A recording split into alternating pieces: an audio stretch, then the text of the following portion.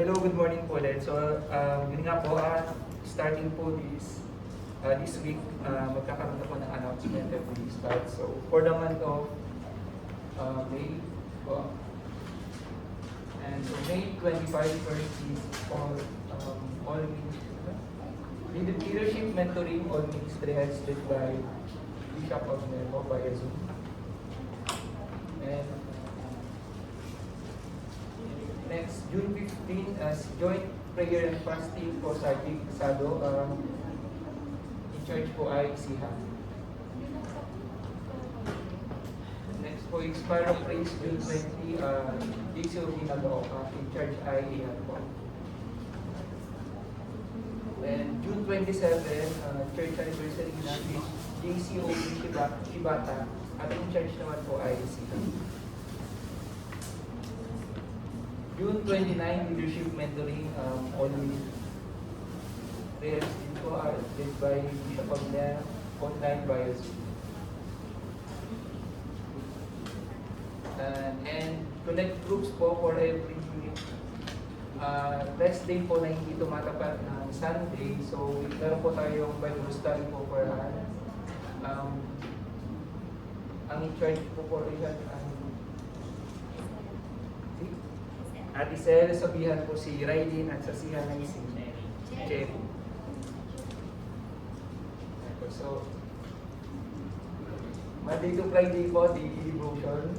Lahat po na ang committed po na gustong magsabit po. And meron din pong prayer meeting every Saturday, 10 a.m. to 12 p.m. And po, and po, to be announced po sa PC at available po din po sa all members. Meron din pong prayer warrior intercession Monday to Friday.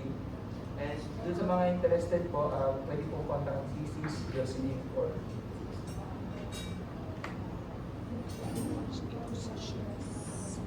and for July po, meron po tayong water baptism. So, yung mga hindi pa po nagkakaroon ng water baptism ay invited po to consider joining po.